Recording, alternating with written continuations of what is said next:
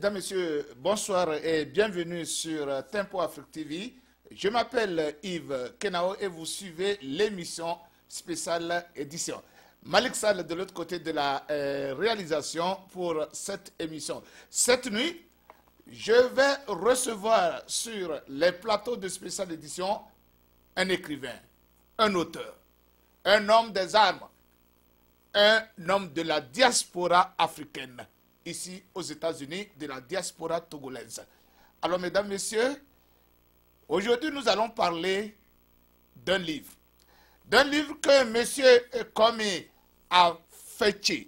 Monsieur Komi Afeche, il est officier ingénieur dans l'armée américaine.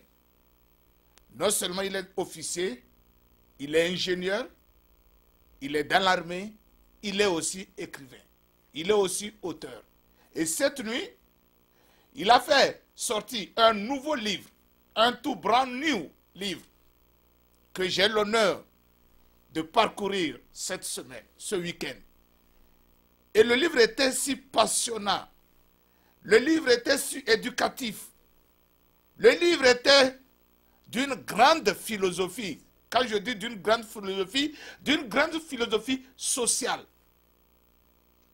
Une philosophie qui vous permet à vous de vous connaître et de bien vous connaître. En vous connaissant, vous pouvez définir votre objectif. Vous pouvez définir votre avenir. Et vous pouvez mettre les moyens en votre possession pour atteindre ces objectifs-là. Quels que soient les circonstances, quels que soient les moments, qu'ils soient difficiles, qu'ils soient bons. Et surtout, ce livre, sa particularité, c'est d'éviter tout le monde de la diaspora en général. Tout le monde de la diaspora en particulier et tout le monde en général de se dire que la puissance réside en tout un chacun de nous. La puissance de réussite, la puissance d'échec, la puissance de tout faire réside d'abord en nous et en nous seuls.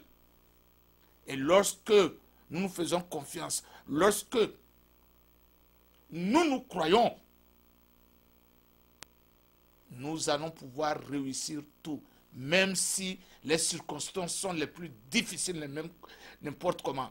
Aujourd'hui, et cette nuit plus particulièrement, monsieur Komi Afeche va partager avec nous son expérience d'émigrer depuis le Togo jusqu'aux États-Unis, et de rien du tout est devenu officier. Ce n'est pas dans n'importe quelle armée, c'est dans l'armée la plus puissante du monde, dans l'armée la plus organisée du monde. Et si un immigré, un Togolais, quitte sa terre natale, le Togo, et arrive aux États-Unis pour se faire un nom, pour se faire une classe, c'est que tout le monde peut parvenir. Si et si seulement tout le monde se faisait confiance. Alors, c'est un livre passionnant, c'est un livre éducatif, comme je l'ai dit, et c'est un livre de prise de conscience que tout le monde peut réussir si la personne se donne confiance, si la personne se donne les moyens. Alors, je ne vais pas trop parler parce que moi j'ai eu la chance de parcourir le livre. J'ai eu la chance de parcourir le livre, je vous dis que je vous le conseille d'ordre déjà. Je vous le conseille et je suis sûr que ce livre-là sera un best-seller. Je suis sûr. Pour tous ceux qui vraiment cherchent à sortir de leur situation difficile, tous ceux-là qui veulent, parce qu'aujourd'hui, ils n'ont plus d'espoir, parce qu'aujourd'hui, ils n'ont rien, ils se disent qu'ils sont dans une situation difficile, qu'ils ne perdent pas espoir, qu'ils se fassent confiance et qu'ils travaillent dans le but de réussir. Alors, monsieur Afeche, avec la permission de toute la direction de Tempo Afrique TV, je vous salue. Bonsoir, monsieur Afeche. Bonsoir, monsieur Yves Kenao. Bonsoir à tous les téléspectateurs de Tempo Africa TV. C'est vraiment un honneur pour moi d'être parmi vous ce soir. Merci beaucoup.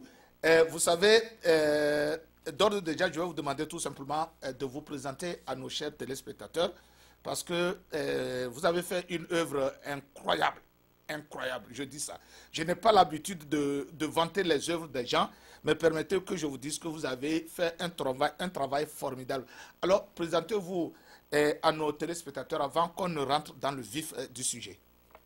Merci Yves. À tous les téléspectateurs, mon nom c'est Komi Afeche. Je suis originaire du Togo. Ça fait 15 ans que je vis aux États-Unis. Je travaille en tant qu'ingénieur des systèmes de base de données au Pentagone, officier dans l'armée et nouvellement devenu auteur qui vient de publier mon premier ouvrage qui s'appelle Chasing My Dream, ou en français À la poursuite de mon rêve, l'histoire d'un immigrant africain en Amérique. Voilà, vous venez de donner le titre de l'ouvrage Chasing My Dream ou encore À la poursuite de mon rêve. Alors, monsieur Afeche, dites-nous rapidement comment vous êtes arrivé à l'écriture. Oui, tu sais, je ne me suis jamais rendu compte que j'avais l'écriture en moi, mais je savais que des fois, j'ai des expériences que je peux écrire peut-être une ou deux pages et laisser. Et écrire ce livre m'est venu en 2015 par l'intermédiaire d'un collègue de travail qui m'avait dit que j'ai écouté un peu ta biographie lors d'une cérémonie et je vais te conseiller de mettre ça dans le livre pour pouvoir partager, car si tu as pu traverser ces choses-là, et les gens peuvent apprendre de ça. J'ai été un peu hésitant parce que je me dis, bon, et d'abord, je ne suis pas le seul Africain qui est dans l'armée américaine, je ne suis pas le seul à être officier, je ne suis pas le seul à traverser les difficultés ou bien à affronter l'immigration. Il y a plein d'Africains qui font ça et d'autres nationalités. Mais mon ami m'a dit que, tu sais, chacun a son histoire. Et des fois, il suffit que tu partages la tienne pour encourager quelqu'un quelque part qui se cherche ou bien quelqu'un qui veut renouer avec quelque chose qu'il connaissait déjà. Donc, de là, l'idée de mettre mon récit dans un écrit pour pouvoir publier est née, c'était en 2015. Et l'ouvrage est sorti au début de cette année, la version française. L'ouvrage est sorti en anglais octobre 2018. Voilà, vous savez, c'est une autobiographie que vous avez faite. Alors, monsieur Afeche, comme vous avez dit, c'est sur conseil d'un ami que vous vous êtes rendu compte que bon, votre histoire, vous pouvez la partager avec tout le monde. Alors, très rapidement, vous pourriez donner un autre titre à votre ouvrage, à votre œuvre. Alors, pourquoi avez-vous choisi le titre Chasing My Dream ou À la poursuite de mon rêve? Yves, tu sais, j'ai remarqué que et nous tous, nous sommes à la recherche de quelque chose. Ouais. Et cette chose, pour le mettre ensemble, c'est ça que nous appelons tous le rêve. C'est quelque chose que nous voulons atteindre. Donc, Chasing My Dream, c'est-à-dire que l'objectif de poursuivre une vie qui nous est propre, quelque chose qui est en nous. Et nous avons tous des rêves qui sont différents, mais à la fin de la journée, nous tous, nous sommes quelque part et nous voulons aller quelque part. Donc, j'ai essayé de captiver toute cette expérience dans le titre de Chasing My Dream. Et chaque personne que moi j'ai rencontrée, à chaque conversation, tu sens que nous tous, nous poursuivons quelque chose. Et voilà que le dream, c'est quelque chose que nous réunit tous en tant qu'être humain. D'où vient le titre de Chasing My Dream. Voilà, Chasing My Dream. Je rappelle aux téléspectateurs que ce livre est déjà disponible. Alors, monsieur, comme le livre est disponible chez quel public, chez qui là? Le livre est disponible sur Amazon. Voilà. Écrivez juste mon nom, Komi Afeche. Les deux versions, la version anglaise est disponible et la version française aussi est disponible sur Amazon. Voilà, chers téléspectateurs de Tempo Afrique TV, je vous rappelle que le livre Chasing My Dream de monsieur Komi Afeche est déjà disponible sur Amazon. Il suffit d'aller sur Amazon, vous tapez le nom Komi Afeche et vous avez les deux versions, la version anglaise et la version française. Alors, M. Affiché, le livre est divisé en deux grandes parties Oui, et il comporte 12 chapitres. oui. Voilà, deux grandes parties. La première partie, c'est votre parcours. Vous l'avez intitulé Mon parcours. Et la deuxième partie, vous l'avez intitulé Les principes. Alors, M. Affiché, vous parlez de votre parcours. Quel est votre parcours alors?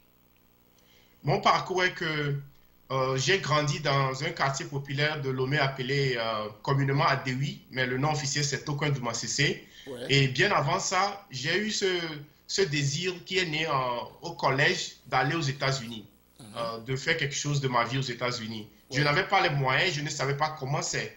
Mais ce rêve était en moi comme ça parce que nous avons eu un professeur d'histoire-géographie et en classe de troisième, vraiment, il parlait des États-Unis comme le pays dans lequel tout est possible.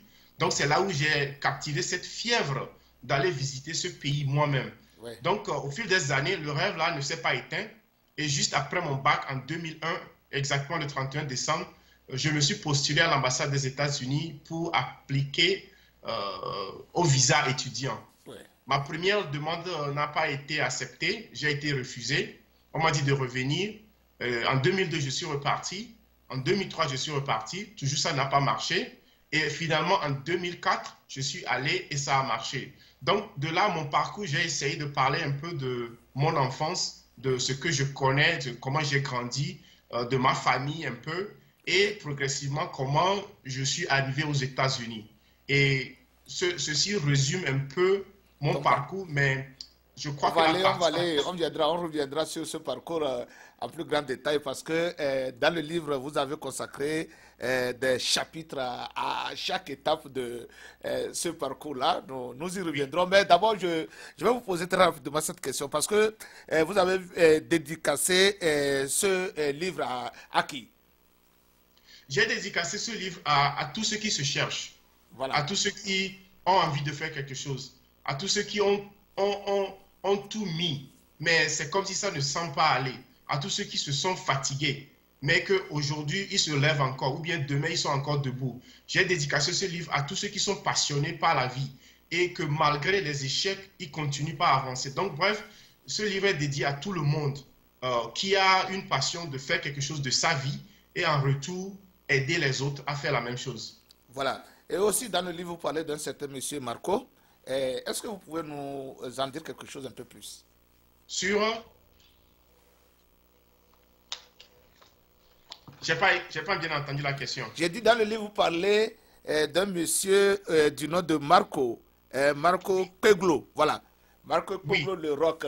Parlez-nous un peu. Comment est-ce que vous avez rencontré ce monsieur-là? Marco Peglo Le Roc, au fait, c'est aussi un Togolais. Il est auteur aussi. Et au fait, je dirais que c'est mon mentor quand ça vient de l'écriture. Parce que lui, il a déjà publié 3 livres, je crois. Et c'est quelqu'un qui est très actif sur des projets sociaux. Donc, quand j'ai rencontré Marcos, c'était par les biais de Facebook. Et quand j'ai pris contact avec lui, j'admirais vraiment ce qu'il faisait. Parce qu'il conseillait les gens. Au fait, il a utilisé aussi son histoire, sa venue aux États-Unis, pour éduquer les gens, d'abord dans le domaine général, mais particulièrement dans le domaine financier. Il conseille aux gens, parce qu'il a fait les finances et il conseille aux gens les bonnes gestions des finances et autres. Donc, je l'ai rencontré par l'intermédiaire de Facebook, mais après, on s'était rencontrés dans un hôtel ici à Washington. Voilà. De là, on a gardé contact et il a été mon coach, je dirais, à travers mon écrit, parce que lui, il avait déjà fait ça. Voilà. Parce que quand j'ai lu ça, c'était. Il avait tout dit. Il avait tout dit déjà. Hein, dans le préface, il avait pratiquement tout dit. Alors, monsieur, vous avez parlé le tout premier chapitre de la première partie. Vous Oui, dites ce que je crois. oui, Qu'est-ce que vous croyez? Vous croyez en quoi? Vous dites ce que je crois. oui. Vous croyez en quoi? Je crois que Dieu m'a créé Ouais. et m'a donné des capacités infimes de pouvoir diriger ma vie d'une manière qui va l'honorer. Ouais. Je crois que Dieu m'a mis sur cette terre pour accomplir un objectif. Je crois que j'ai le pouvoir en moi, à part que Dieu m'a créé, j'ai le pouvoir en moi de déterminer là où je veux aller. Je crois que je suis responsable de mes actes et de ce qui m'arrive. Je crois que si je n'aime pas quelque chose, c'est à moi de changer ça. Je crois que si une situation m'est venue, c'est à moi de savoir comment réagir à cette situation. Et donc, j'ai essayé de résumer dans ce chapitre que, au fait, cette croyance personnelle que nous avons, qui n'a rien à voir avec la religion, mais est-ce que tu te vois, comment toi-même tu te vois quand tu te regardes dans le miroir? Ou bien même des fois, ce n'est pas te regarder dans le miroir, mais quelle est l'idée que tu as de toi-même? Est-ce que tu te vois capable? Est-ce que tu te sens élégant? Tu te sens beau? Tu te sens belle? Tu te sens capable de faire ce travail? Tu te sens capable d'étudier, de relever ce défi, d'aller de l'avant? Comment est-ce que toi-même tu te perçois? Je crois que c'est vraiment le fondement de comment nous fonctionnons dans la société. Car si nous avons une mauvaise croyance en nous-mêmes, et vraiment je dirais qu'il n'y a pas grand-chose que quelqu'un de dehors peut faire pour nous. Pour changer cela. Cela, c'est une très grande philosophie. C'est une très grande philosophie de soi-même. Ça ressemble à se connaître soi-même. Hein? Oui. C'est l'estime de soi. Hein? Quand vous perdez l'estime de soi, vous perdez tout. Vous n'avez plus la motivation, hein, de faire quelque chose, de travailler, de progresser. Je pense que c'est cela que l'auteur a voulu faire sortir dans ce premier chapitre. Et c'est un chapitre d'ouverture, un chapitre qui dit tout ce qui est le livre. Hein? D'abord, aimez-vous vous-même. Oui. Aimez-vous vous-même. Faites-vous confiance. Et à partir de là, tout ce que vous allez faire, vous allez réussir.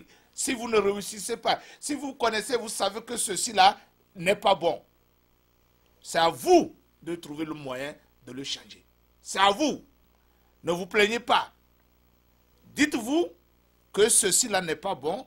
Comment je vais faire pour l'améliorer? Et quand l'auteur dit que croyez que vous-même, vous êtes beau, vous êtes fort, vous pouvez le faire, vous êtes intelligent. La parole est puissance. La parole est puissance. Cette manière positive de réfléchir, c'est cela même que l'auteur, on reviendra, hein, il a développé ça vers la fin du livre. Cette manière positive de penser vous fortifie, vous élève à un autre niveau, à un autre level, et vous donne cette puissance-là, que vous pensez que c'est ailleurs que vous allez la trouver. Non, elle réside en vous-même. Cultivez-la. Motivez cette puissance. Alors, monsieur l'auteur, vous savez, je suis en fire, hein, parce que c'est ça. Je vis ça. J'ai lu, je vis ça. Alors, monsieur, vous avez parlé de votre parcours dans la première partie, et vous avez parlé très rapidement de votre premier séjour. Vous avez parlé des visas, et vous avez déjà abordé ça, votre premier séjour, premier séjour aux États-Unis. Et maintenant, parlez-nous de votre première année et de votre expérience de cuisiner à Pop Ice. Hein? Et ce qui vous a conduit, comment vous avez fait cette transition de première année de Pop Ice jusqu'à l'armée, officier, ingénieur à l'armée américaine. Oui, Yves, ma première nuit aux États-Unis, je l'ai passée en prison et beaucoup de nuits qui se sont suivies. À l'arrivée, vous pouvez imaginer, africain, je venais, je ne parlais pas bien anglais, pas du tout anglais, je dirais. Et à l'aéroport, j'ai eu des problèmes à l'immigration. J'ai été détenu pendant près de 4 mois. Et après, pour des raisons complètement de malentendu, et de là, j'étais sorti en août 2004. De là, j'ai trouvé mon premier boulot quelques mois plus tard en tant que cuisinier à la chaîne de restaurant Papa S. Mais vous savez, quand j'étais dans le restaurant là, et je dirais que c'est mon premier boulot aux États-Unis. Et je ne faisais que cuire les poulets, j'étais derrière. Mais j'avais toujours en moi ce désir que ceci n'est que le commencement. Et en aucun cas, je me suis dit que je vais m'arrêter ici. Pas parce que je vais dénigrer le boulot, mais je sais que Dieu m'a doté des capacités et que je peux faire plus. Et progressivement, de là, je suis parti devenir portier dans un hôtel ici à Washington, ça s'appelle le Sofitel Hotel, où je prenais les bagages pour les clients qui arrivaient. J'étais tellement content de ce travail parce que ça m'a exposé à certains genres de clients Et j'ai commencé par apprendre l'anglais. Mon anglais s'améliorait petit à petit. Et de là, je suis parti dans une ville de Kentucky. J'étais même conducteur de taxi là-bas. Bon, j'ai dit au lecteur de... J'ai fait une série de boulots que tout le monde dans la diaspora fait. Ouais. Passer par de cuisinier au porteur, au taxi, aux travailleurs de nuit et jusqu'à rentrer dans l'armée. C'est-à-dire, c'était pour illustrer que lorsque nous arrivons dans un pays nouveau, et nous ne sommes pas nés dans ce pays, nous devons commencer quelque part. Et de là, l'histoire est que nous tous, nous commençons quelque part, mais nous ne devons pas nous arrêter de là juste parce que on n'a plus envie de continuer. Nous sommes arrivés dans un pays d'opportunités et que si nous avons le désir vraiment de changer nos vies, d'améliorer nos vies, nous pourrons continuer par le faire. Je dirais que vraiment mon dernier travail que je faisais avant de rentrer dans l'armée, je travaillais près de 12 heures par jour. C'est-à-dire j'allais le soir à 19 heures et je sortais le matin à 7 heures. Je travaillais dans une usine de production de papier, je dirais. Donc, c'était un travail vraiment physique et qui me fatiguait. Et quand je rentrais, j'étais tellement fatigué que je ne pouvais plus rien faire dans la journée. Je dormais et le soir, je repartais au travail. Je me rendais compte que les années passent, ma vie n'allait pas. Et avant ça, quand je conduisais le taxi, il y avait un monsieur que j'ai pris devant l'hôtel. J'ai narré toute l'histoire dans le livre, bien sûr. Mais un monsieur m'a dit, bon, j'ai parlé, il m'a demandé quelques questions, qu'est-ce que vous faites, tout ça là. Et je lui ai dit, bon, c'est comme ça, je suis africain, je suis là, je me cherche. Il m'a dit, bon, tu sais, si tu rejoins l'armée, l'armée peut te permettre d'obtenir ta nationalité. Tu peux aller à l'université gratuitement, car nous tous, nous savons combien l'université coûte ici aux États-Unis. Ouais. Et il y a plein d'opportunités. C'est cher. À peine il venait de finir ses paroles que je suis arrivé à l'aéroport. Il est descendu, il a dit, monsieur, bonne chance pour votre séjour aux États-Unis. J'ai dit merci. Donc, j'avais déjà ce conseil-là qui dormait quelque part dans mes idées. Donc, quand je faisais le dernier boulot dans le secteur privé, un boulot physique, et je me suis dit, bon, le monsieur là m'a dit que l'armée peut me permettre d'obtenir la nationalité, je peux aller à l'université, et puis, bon, il y a plein d'autres opportunités, alors pourquoi ne pas essayer? C'est comme ça que je suis parti. Et j'ai dit, je vais essayer parce que, bon, en fait, je n'ai rien à perdre.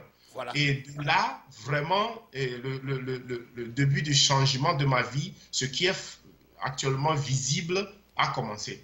Voilà, nous allons vous retrouver, chers téléspectateurs, dans quelques instants après cette publicité parce que nous recevons toujours Monsieur Komi Afeche. Il est auteur du livre Chasing My Dream, à la poursuite de mon rêve. Il est officier, ingénieur dans l'armée américaine. Ok.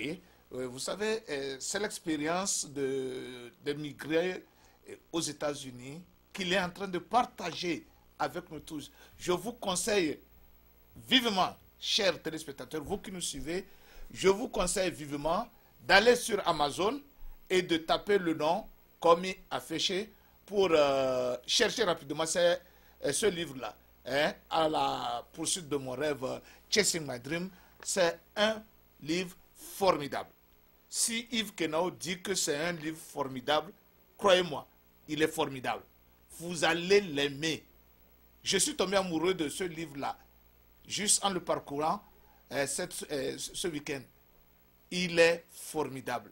Il va guérir votre soul.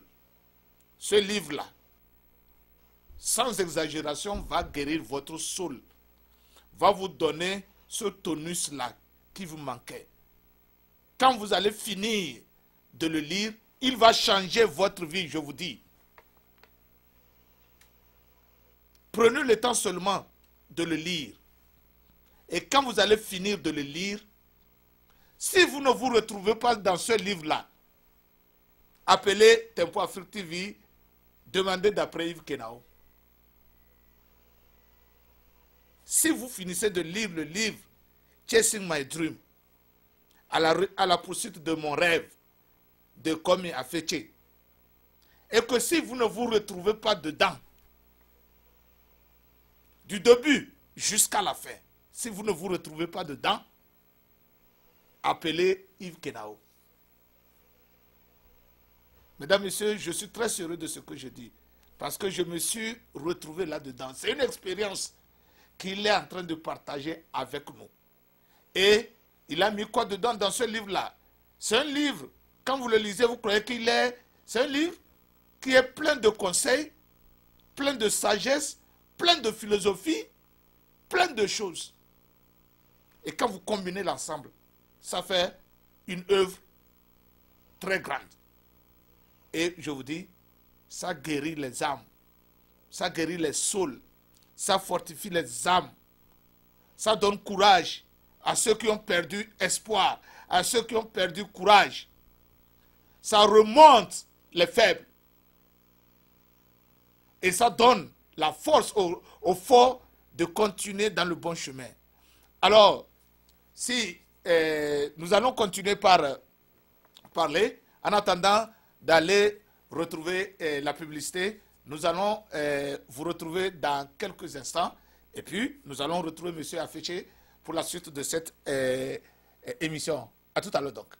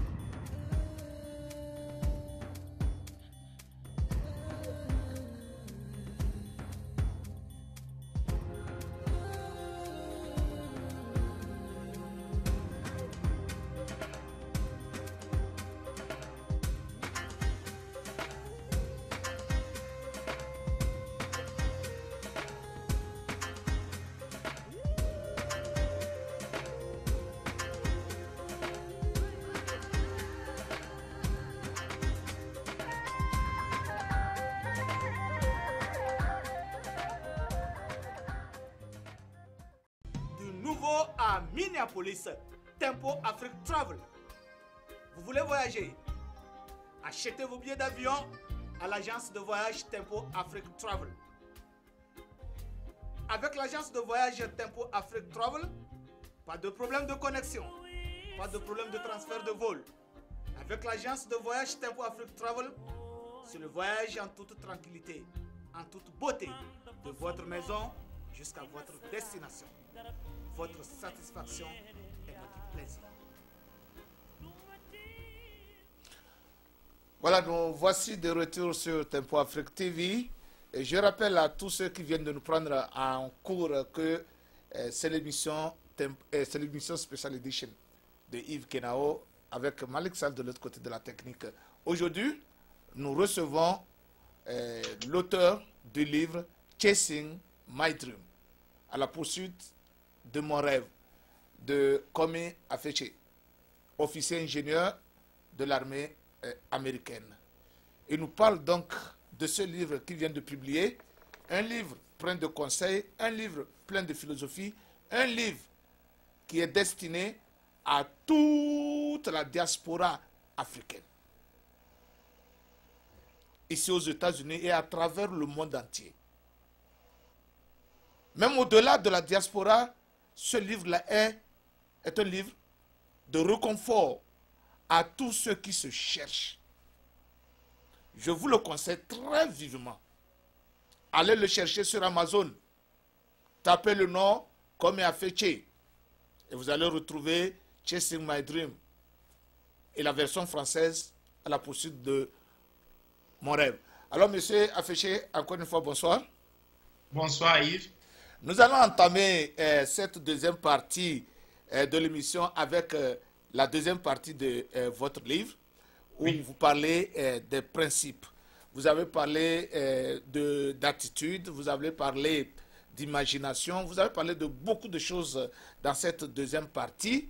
Alors, Oui. en un mot, quels sont les principes, quels sont vos principes et qu'est-ce que vous conseillez les gens dans ce livre-là? Parce que après, je reviendrai sur certains chapitres particuliers, mais grosso modo, vous parlez de l'imagination, vous parlez de l'attitude, vous parlez de la philosophie même, de notre philosophie à nous. Alors, Oui. quels sont vos principes donc? Oui, Yves, mes principes, au fait, ces principes sont des principes universels. Je ne Oui, les ai pas inventés. Moi aussi, je me suis seulement retrouvé à la recherche d'une vie meilleure. oui, Et j'ai essayé de voir qui sont des gens qui ont déjà fait ce que je voulais faire, avancer dans une direction. Donc de là, j'ai rencontré pas mal de principes. Donc j'ai essayé de les résumer un peu. Par exemple, je prends votre philosophie de vie. oui, Qu'est-ce que ça veut dire au fait? Philosophie de vie, c'est quelle est ta manière de voir les choses? C'est quelque chose qui nous détermine. Parce que, par exemple, les gens pensent que le monde est contre eux, ou bien tout ce que eux ils entreprennent échoue toujours, compte tenu de certaines expériences qu'ils ont eues dans le passé. Donc, moi, ma philosophie, c'est-à-dire que je sais que la vie, c'est des hauts et des bas. mhm, Des fois, les choses vont aller dans une direction et des fois, ça ne va pas aller dans cette direction. Et que c'est comme ça. Ma philosophie est que la vie passe par des saisons. C'est-à-dire, aujourd'hui, il peut pleuvoir dans ta vie. C'est-à-dire, les problèmes peuvent venir. Demain, les choses seront meilleures. Donc, oui, je conçois les choses que tout ce qui se passe, c'est du cycle. Ça va et ça revient. Donc, si quelque chose ne va pas pour le moment, et je ne dois pas me décourager totalement pour dire que c'est la fin de ma vie, ou bien c'est la fin des choses. Et je vais avouer que c'est difficile, c'était difficile en tant que jeune homme de traverser ma vie en ne connaissant pas ces principes. Parce que quand un événement arrivait, je croyais que c'était la fin. Et un exemple, je dirais qu'en 2001, quand j'ai été refusé le visa pour la première fois, oui. Yves, tu pouvais imaginer, j'ai cru que ma vie allait s'arrêter, qu'il n'y avait plus rien pour moi. Mais au fil du temps, l'espoir m'est revenu et j'ai encore continué.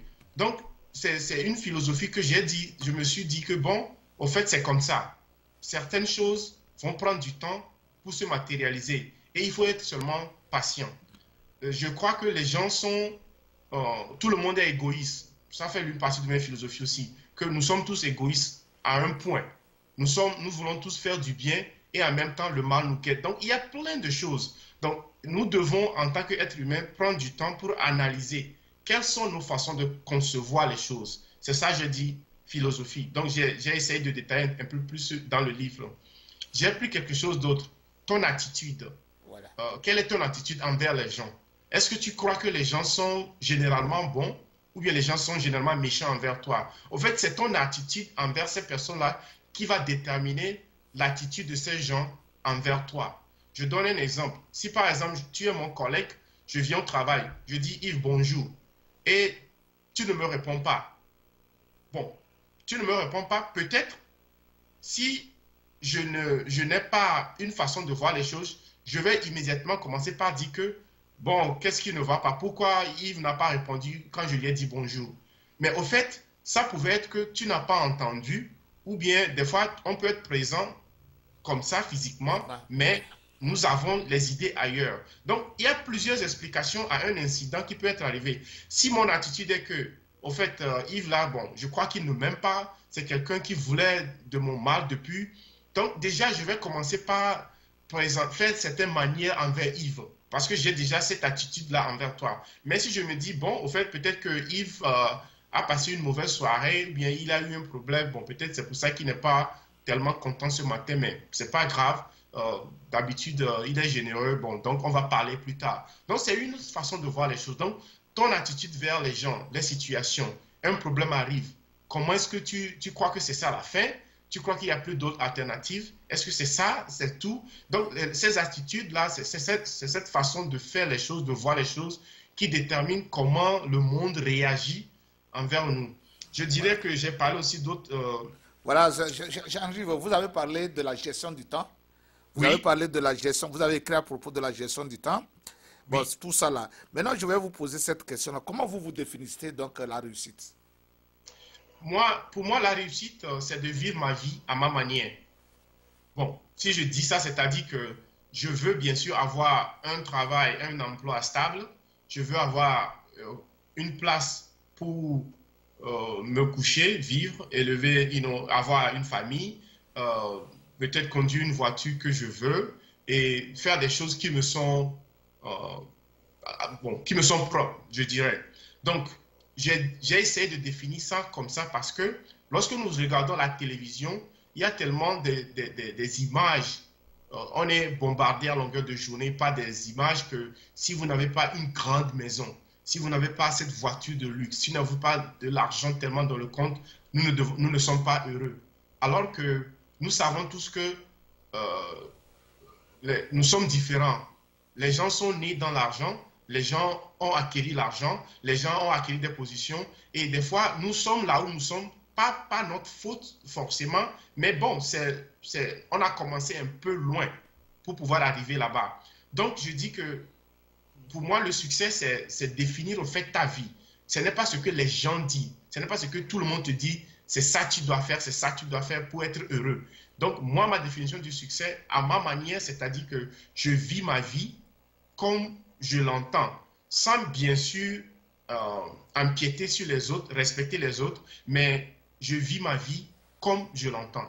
Voilà, est-ce que vous savez que Jean-Paul Sartre a l'habitude de dire que l'autre me chosifie, hein, je ne Oui. suis rien sans l'autre, et tout ce que je fais, c'est par rapport à l'autre. Est-ce que votre définition de... Je comprends votre définition, et c'est... Est-ce que il est facile de définir la réussite sans la définir par rapport à l'autre? Oui, tu peux définir ta réussite par rapport à l'autre. C'est-à-dire, euh, aujourd'hui, si j'ai un ami qui va acheter une nouvelle voiture BMW et que moi je conduisais peut-être Toyota Corolla avant. Bon, si moi, ma réussite est que je veux seulement avoir une voiture qui fonctionne bien, et c'est ça, c'est les moyens que j'ai. Est-ce que je vais me dire que je n'ai pas réussi parce que mon ami a acheté une autre voiture d'une marque, que moi aussi je dois forcément avoir cette voiture? Bon, c'est la question que nous devons nous poser. Souvent, inconsciemment, nous faisons ces choses-là parce on veut être part du groupe, on veut intégrer, on veut faire le matu vu, ou bien on veut faire comme l'autre, souvent. Donc, la réussite, c'est à toi de penser à ta vie. Et je disais que si tu es né aux États-Unis et que déjà à 24 ans, la majeure partie des Américains qui suivent le curriculum normal à 24-25 ans, ils finissent l'université et ils vont sur le marché du travail.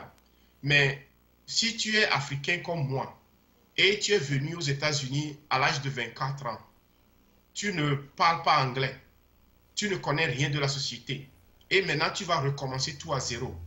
Bon, quand moi je vais apprendre les A, B, C, D et 1, 2, 3 en anglais, le monsieur qui est né aux États-Unis et qui a 24 ans, 25 ans, qui a déjà fini ses études et fait un bon boulot, et a une belle voiture, une belle maison, est-ce que moi qui viens d'arriver, je dois me comparer à lui pour dire que je n'ai pas réussi?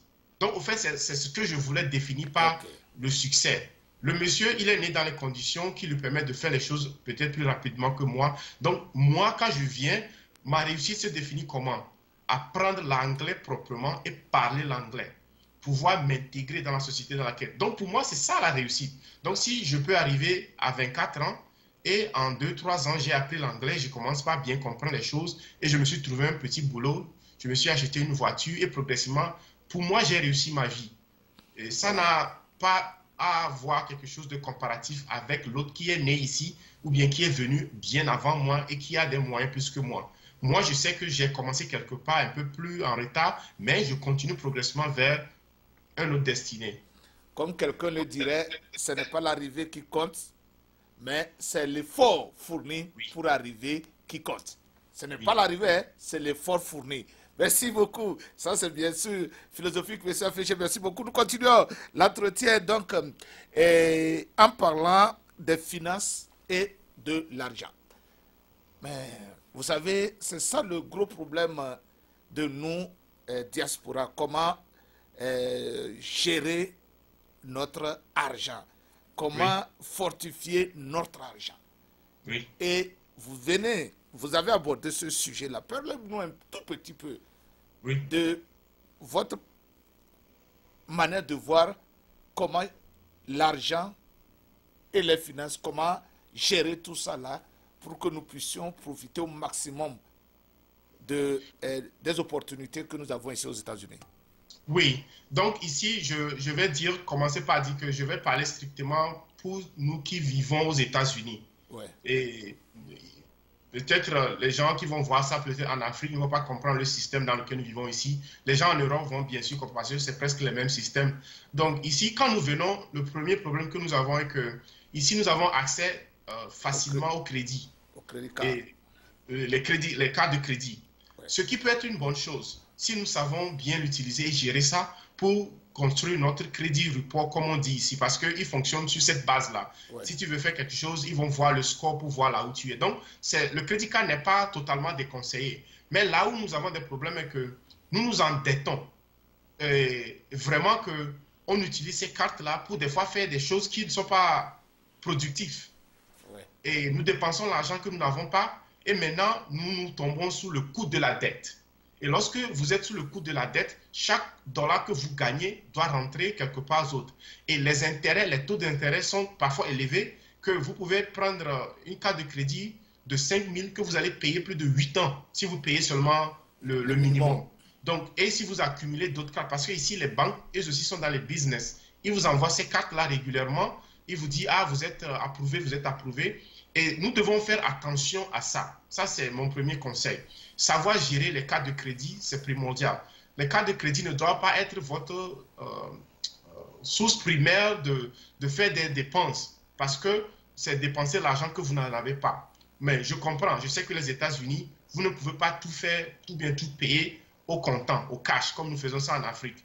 Le deuxième point est que si vous gagnez, vous avez un boulot, et un boulot qui n'est pas encore votre carrière et que vous vous en sortez bien un peu. Et l'erreur que nous commettons tous, c'est d'aller acheter les voitures qui sont au-delà de nos moyens. Parce que si tu vas chez le vendeur, le dealership, il veut seulement voir que tu travailles, tu leur montres un paycheck, et bon, ils vont te donner la voiture. Maintenant, c'est à toi, tu es obligé de payer cette voiture pendant 5 ans. Et des fois, les sommes comme 500, 600 $ le mois, en plus de l'assurance déjà, c'est très élevé. Alors que tu n'es pas encore dans la carrière de ton choix et que tu veux toujours aller à l'école, t'occuper des dépenses de la maison. Donc, c'est vraiment bien que nous nous asseyions d'abord pour les finances. Quand nous arrivons, nous sommes, je dirais, à zéro. Nous n'avons pas encore de dettes et nous sommes fraîches. Mais lorsque nous commençons par obtenir les crédits, acheter les voitures à crédit, c'est là où nous tombons vraiment dans le mal. Ce qui est bon à faire est que lorsque nous commençons, ou bien même si nous sommes au milieu maintenant, c'est de s'asseoir et faire un budget. Vous devez voir combien vous gagnez et combien vous dépensez par mois.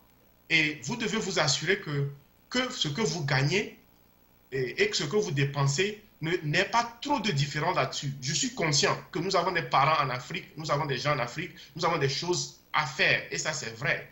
Mais nous devons savoir gérer notre argent que nous recevons de nos travail.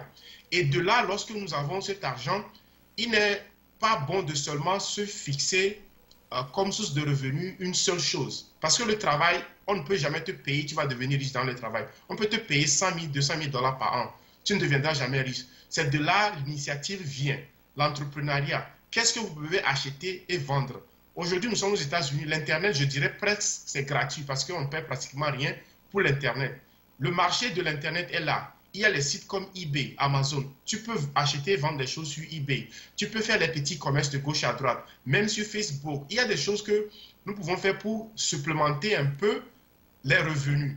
Nous ne devons pas nous fixer seulement à ce que nous gagnons, car le travail que nous faisons seul ne sera jamais suffisant pour voir toutes nos dépenses. Mais le premier pour conclure, c'est de savoir gérer les cartes de crédit, ne pas s'endetter en achetant des grosses voitures automatiquement si nous n'avons pas encore de la stabilité financière, savoir gérer ce que nous recevons, avoir un budget, savoir comment nous dépensons notre argent par mois et de là, nous pouvons sauvegarder un peu, après investir.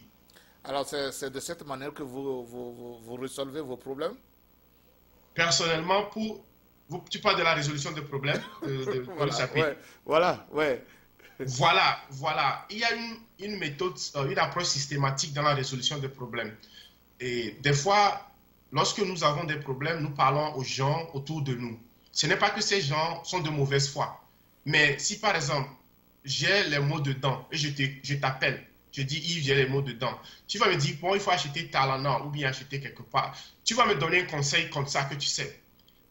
Tu n'as pas une mauvaise intention, mais peut-être que j'ai des maux plus profonds que ça et que je dois aller voir le dentiste pour qu'on identifie vraiment ce qui est le problème.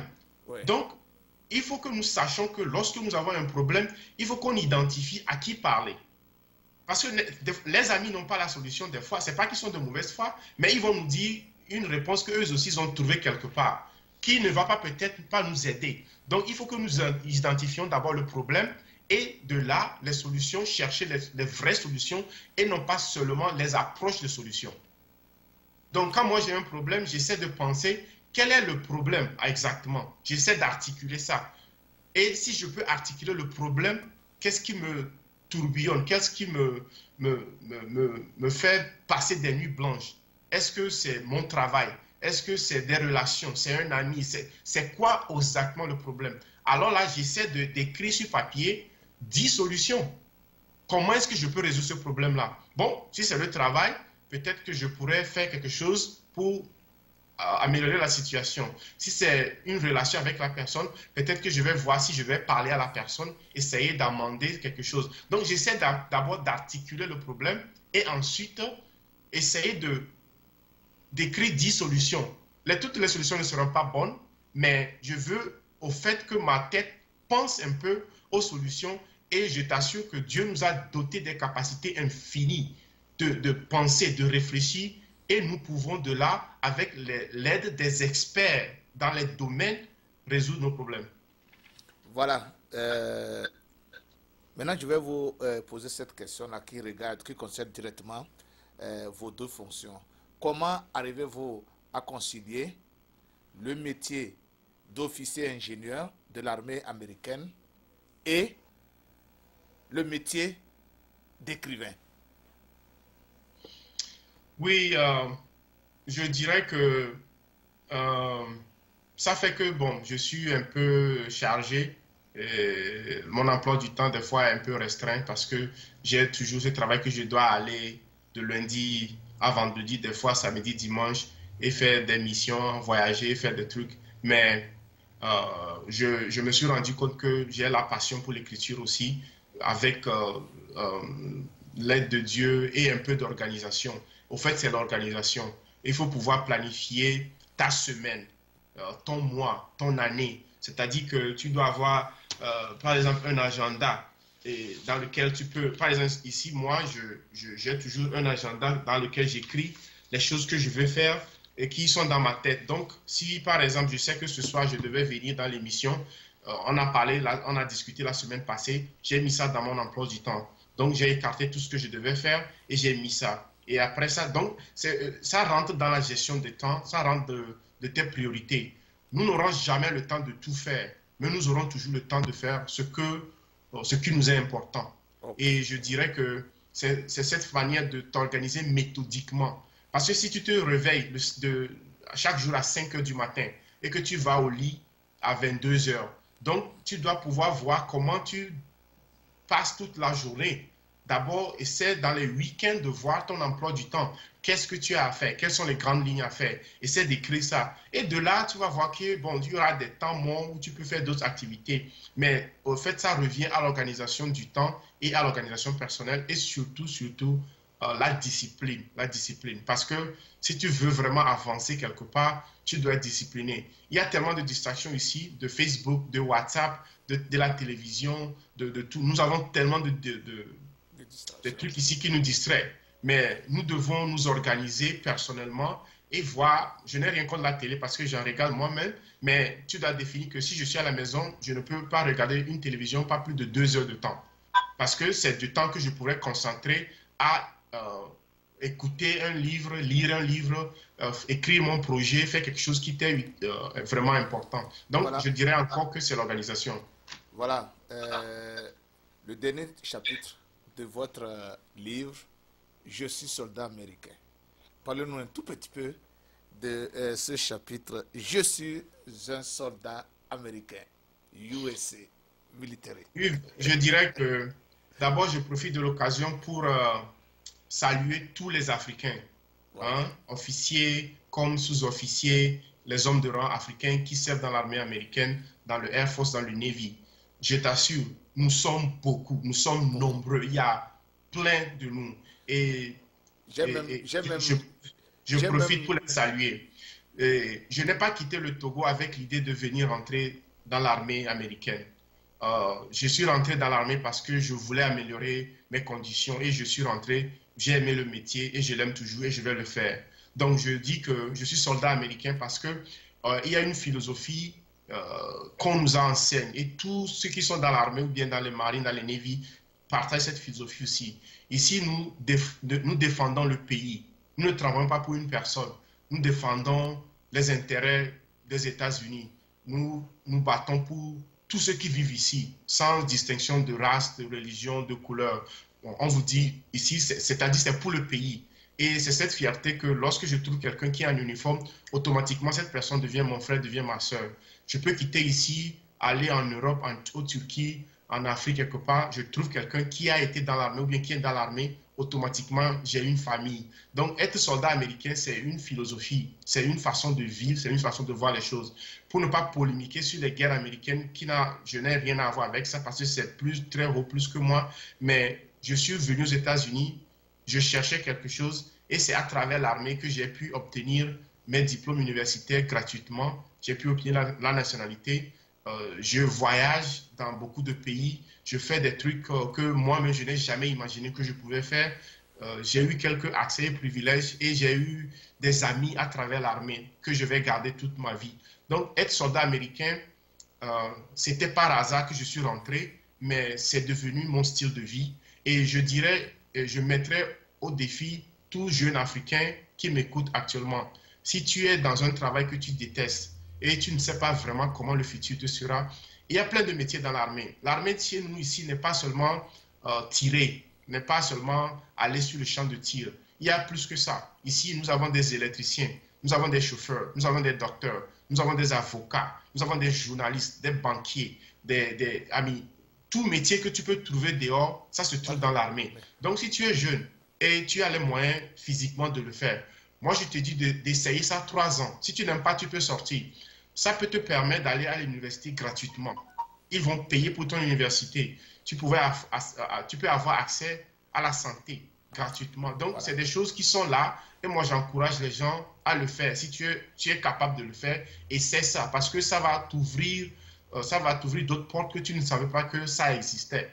Donc, je suis soldat américain, c'est devenu mon mode de vie, mon style de vie. Voilà. Et je salue tous ceux qui le font parce que ce n'est pas facile.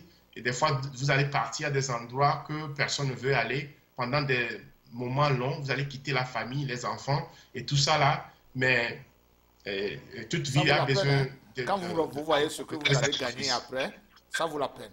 Quand vous voyez ce que vous avez gagné et par rapport à ce que vous dépensez, ça vaut la peine. Hein? Et nous sommes très proches de la fin de l'émission, mais on ne peut pas clore cette émission sans vous demander réellement si vous pensez que vous avez réalisé votre rêve américain. le American Dream. Yves, je dirais que j'ai réalisé mon rêve quand j'ai quitté le Togo. Tout ce que je voulais, c'est venir aux États-Unis et me faire une vie. Je n'avais pas eu l'idée qu'un jour, je vais me retrouver au Pentagone et je vais faire ce que je fais actuellement. Donc, si je dis que je n'ai pas réalisé mon rêve, c'est être ingrat envers Dieu. Je dis bien le rêve américain. Le rêve américain, sa définition, c'est d'avoir une place où tu peux appeler ta maison. Ta maison, ton boulot, avoir un travail qui est bien rémunéré et que tu peux t'occuper de ta famille et un travail que tu aimes et tout juste aussi pouvoir vivre ta vie à ta manière. Je crois que ça se résume un peu à ça. Et sur ça, c'est avec humilité que je dis merci à Dieu pour la grâce et la faveur qu'il m'a accordée au bout de mes efforts. Et au bout des efforts de tous ceux qui m'ont soutenu, de tous ceux qui étaient avec moi depuis le début, pour que je sois là. Donc, oui, je dirais, j'ai quelque part où je peux appeler ma maison, je travaille quelque part, j'aime mon travail, je suis en bonne santé, et je crois qu'au fait, c'est ça l'American Dream, pouvoir faire quelque chose comme ça et vivre ta vie modestement comme tu l'entends. Parce que si je vous ai posé, je vous ai posé cette question, c'est justement pour dire à beaucoup d'Africains de la diaspora que on peut tout dire. Moi, je suis fier, et je le dis ouvertement, que j'aime mon dream américain. Je l'ai eu. Oui. Parce que l'opportunité que j'ai eue ici aux États-Unis, je peux dire que nulle part, nulle part je pourrais l'avoir. Oui. C'est-à-dire que je trouve que, et c'est là que je trouve votre livre très important. Oui. Pour remonter les gens. Parce que c'est seul aux États-Unis que vous pouvez arriver les mains vides. Sans rien. Et repartir avec un nom. Oui. Un nom, un grand nom. Oui. Socialement, culturellement et tout. C'est aux États-Unis.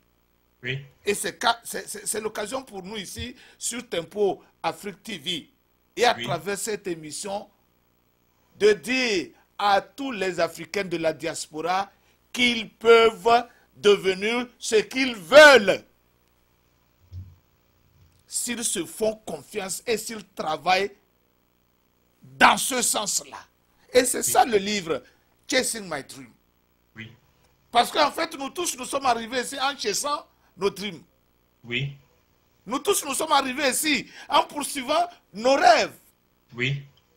Sinon, on serait chez nous. Oui. Sinon, bon, disons, quelqu'un me dira que non, j'avais l'ambition. L'ambition, c'est un rêve.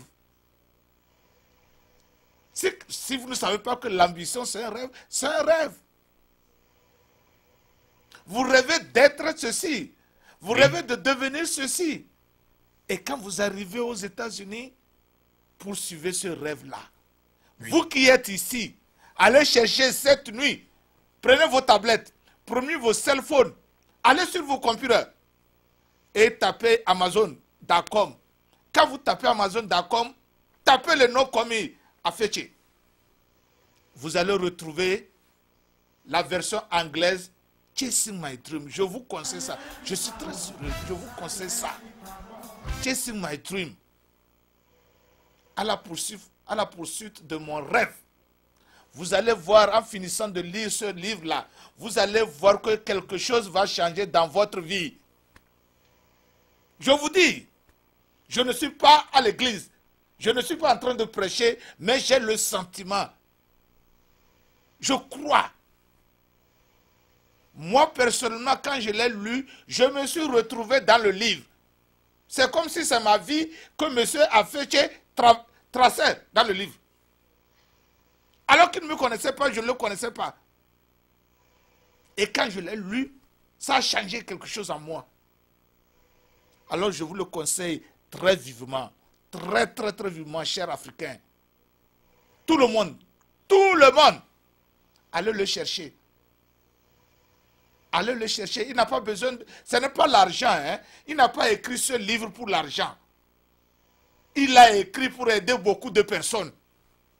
C'est sa manière à lui d'aider l'humanité. Alors encourageons-le à faire mieux, à nous sortir un autre livre d'ici 6 mois. Encourageons-le. Moi, je dis que l'argent, ce n'est pas l'argent. Moi, si je vous parle de ceci, là, ce n'est pas l'argent. Je veux que vous changiez votre vie. Je veux que ce livre-là, Chasing My Dream, change votre vie. C'est tout. Et je dis, si vous le lisez, Et que si vous appliquez ce qui est dedans, si votre vie n'a pas changé, appelez Yves Kenao sur Tempo Afrique TV. Je sais de quoi je parle. Alors, monsieur Aféché, Oui, Yves. je vais vous demander tout simplement de nous parler Oui. des réflexions finales de votre livre Oui. pour qu'on puisse conclure l'émission.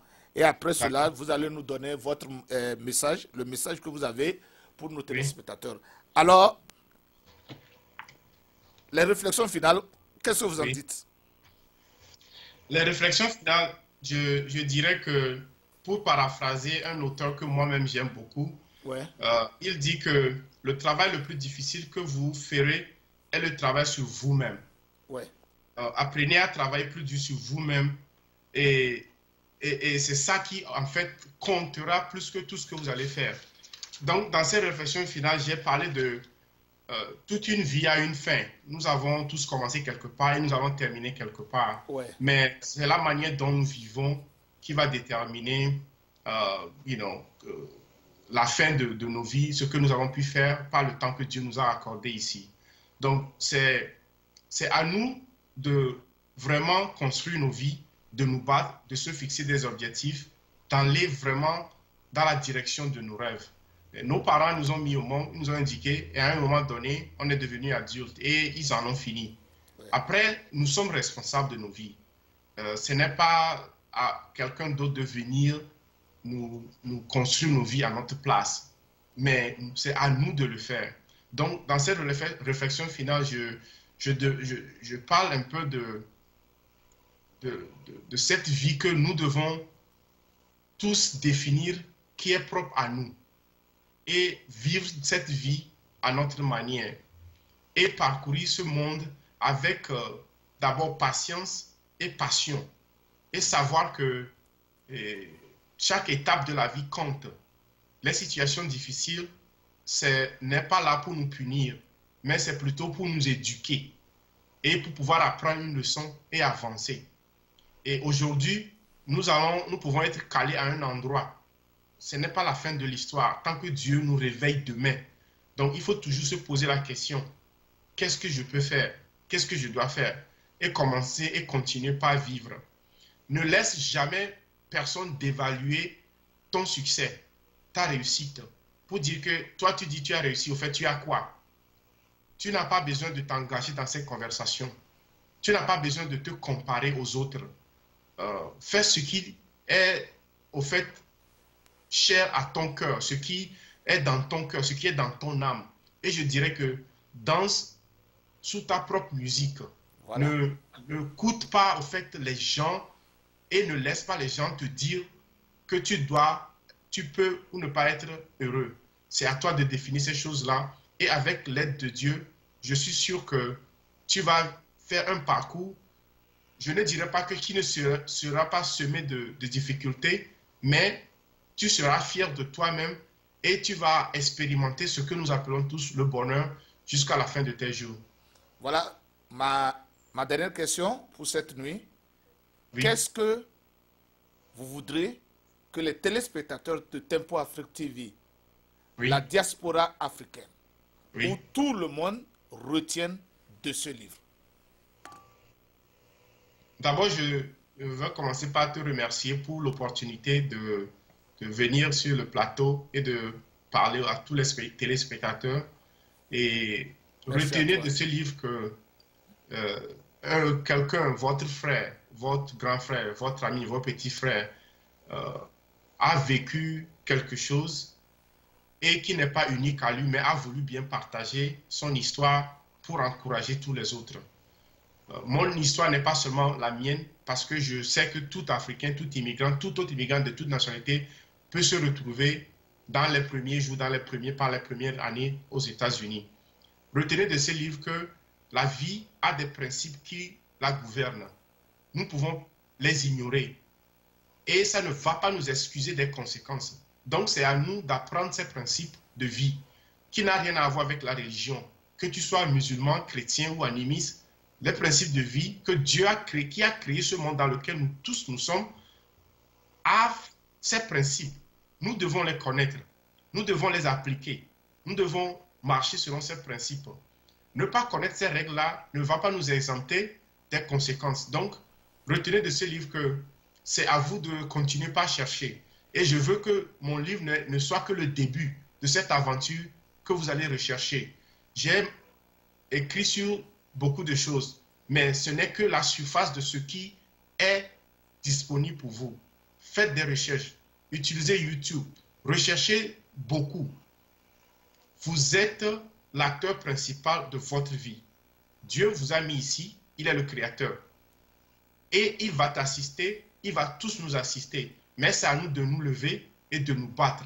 Donc ce livre, c'est pour tous ceux qui se cherchent, tous ceux qui se battent, tous ceux qui se sont découragés, tous ceux qui se sont dit, mais ça ne vaut plus la peine. Mais je veux que tu repartes, va rechercher tes rêves que tu as laissés tomber des années, que tu as 17 ans, 70 ans. Tu peux toujours faire quelque chose tant que tu as envie. Donc, c'est sur ce que je veux vous laisser, que mon histoire est aussi ton histoire. Et les principes de vie qui sont dans ce livre est applicable à tout le monde. Que tu sois aux États-Unis, en Europe, en Afrique, c'est applicable à tout le monde. Je vous souhaite beaucoup de courage dans la poursuite de vos rêves. Merci, monsieur Komi Afeche. C'était donc un plaisir de vous retrouver sur Tempo Afrique TV. Et chers téléspectateurs, c'était là notre invité, auteur et officier, ingénieur dans l'armée américaine, monsieur Komi Afeche. Il nous présentait son livre « Chasing My Dream », à la poursuite de mon rêve qu'il vient de publier. Vous pouvez retrouver le livre sur Amazon. Il suffit de taper le nom de Komi Afeche sur Amazon et que vous allez trouver ce livre-là. Les deux versions anglaise, version française. Je vous le recommande vivement et je vous demande de l'acheter pour faire un cadeau à votre époux ou à votre épouse, pour faire un cadeau d'anniversaire à votre frère, à votre enfant, et surtout bientôt les graduations. Les graduations, je demande à tous les parents de les acheter, d'acheter ce livre pour distribuer, pour faire cadeau aux gens, pour multiplier, pour diffuser le message. Alors, M. Afeche, je vous remercie pour avoir accepté l'invitation et je vous souhaite beaucoup de courage et que d'ici 3 mois, qu'on lise un autre livre de votre part. Chers téléspectateurs, c'était la spéciale édition que vous présentait Yves Kenao. Malik Sall, de l'autre côté de la production. On avait reçu dans cette émission, encore une fois, Komi Afeche, auteur et officier, ingénieur de l'armée française et de l'armée américaine. Il vient de sortir le livre Chasing My Dream. Alors, mesdames, messieurs, encore une fois, merci de nous avoir suivis. Passez une excellente nuit. On vous retrouve la semaine prochaine. Bye bye. Du nouveau à Minneapolis, Tempo Afrique Travel. Vous voulez voyager? Achetez vos billets d'avion à l'agence de voyage Tempo Afrique Travel. Avec l'agence de voyage Tempo Afrique Travel, pas de problème de connexion, pas de problème de transfert de vol. Avec l'agence de voyage Tempo Afrique Travel, c'est le voyage en toute tranquillité, en toute beauté, de votre maison jusqu'à votre destination. Votre satisfaction est notre plaisir.